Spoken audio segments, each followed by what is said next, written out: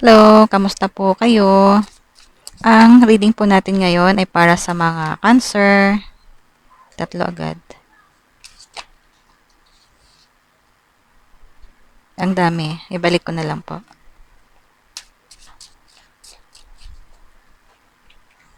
General reading po ito para ngayong August 16 to 31. At dahil general reading po tayo ngayon ay hindi pa ito resonate sa lahat ng mga Cancer.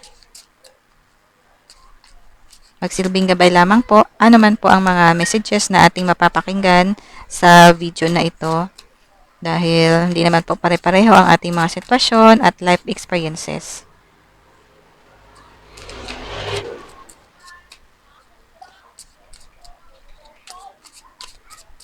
At pag gusto mo talaga na reading na talagang accurate po sa'yo talaga mismo or para lang sa'yo ay dapat po personal reading po iyon.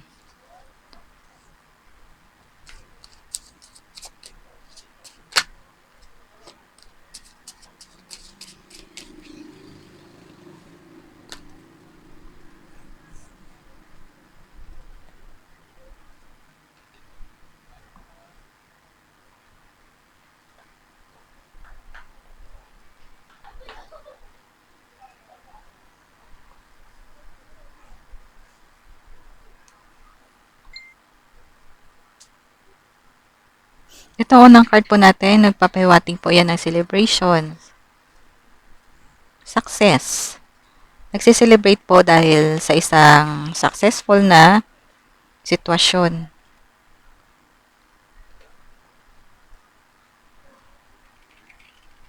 Pwedeng ang iba po sa inyo ay nag-celebrate dahil successful na po kayo sa itinatag po ninyong business at pagdating naman po sa career ay nagkaroon na po kayo ng pundasyon at security. Kaya mayroon pong celebration. Ito naman po ay nagpapakita naman po ito na kahit medyo napapagod na po kayo ng konti, pero tuloy pa rin po ang inyong pagsusumikap para po sa inyong goals na magkaroon po kayo ng financial stability po. Kaya kung ano man po ang inyong pinaghihirapan na yan, ang inyong mga sineselebrate na success, ay magkakaroon po ng financial success or magkakaroon po kayo abundance po at financial stability. Kasi ito po, Four of Cups, parang nagpapakita po ito ng missed opportunity, lack of motivations.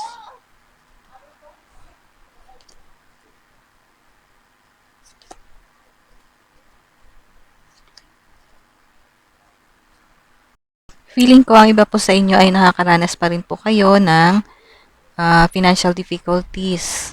Kaya ito po, nagpapakita po ito na parang di po kayo kontento sa inyong financial sa ngayon. Parang may kulang pa po, hindi pa po kayo satisfied. Nakakaranas pa rin po kayo ng financial difficulties. Kaya ito, nagpapakita po ito na baka ang iba po sa inyo ay magkakaroon po ng adjustment, lalong-lalo na pagdating po sa career. Baka ang iba po sa inyo ay magbabago po ng career. Kung saan po, magkakaroon po kayo ng uh, contentment. Yun po ang inyong hinahanap. At ito po, nagpapakita po ito na kailangan po i-maintain ang balance at harmony po.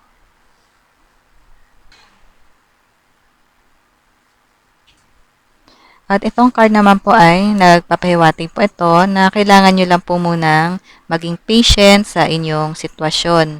Gamitin po ang inyong intuition kung ano po yung pakiramdam nyo ay mas makakabuti para po sa inyong present na career or sa inyong financial situation po, ay sundin nyo na lamang po ang sinasabi po ng inyong intuition. Maging patient lang po muna kayo sa proseso.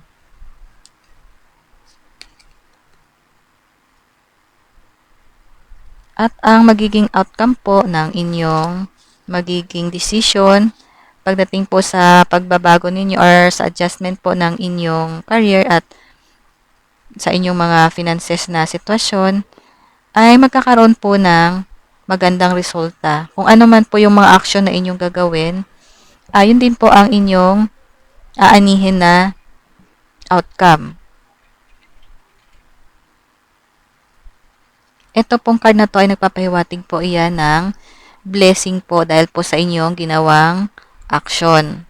At ito po nagpapahiwatig po ito ng kasaganaan at success po pagdating po sa pera, abundance, financial stability. Yan po.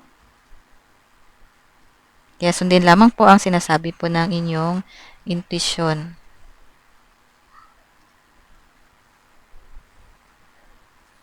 Huwag po kayong mawalan ng pag-asa na isang araw po ay magagawa nyo nga po na maging successful sa inyong mga goals. At kung nag-celebrate na po kayo ng success, ay mas lalo po kayo magse-celebrate in the future po or sa parating na mga panahon. At dahil po iyan sa inyong mga pagsusumikap at pagpupursigi po ninyo, dahil po yan sa inyong mga determinasyon at mga hard work, ay aanihin nyo rin po ang masaganang bunga.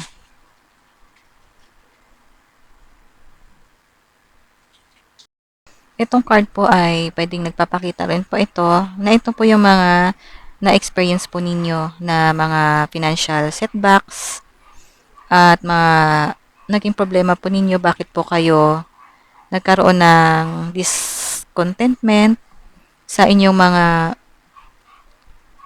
financial po. At dahil po sa inyong mga pagpupursige at mga ginagawang pagsusumipag po, ay makakabawi po kayo at makakamit po ninyo itong financial abundance po at success. Magiging successful po kayo, aanihin po ninyo ang bunga ng inyong pagsusumikap. Kaya expect na po ninyo ang pag-ani po at pagdating ng maraming blessings sa inyo after po ng mga nangyaring financial setbacks sa inyong sitwasyon. At magkaroon po kayo ng financial stability.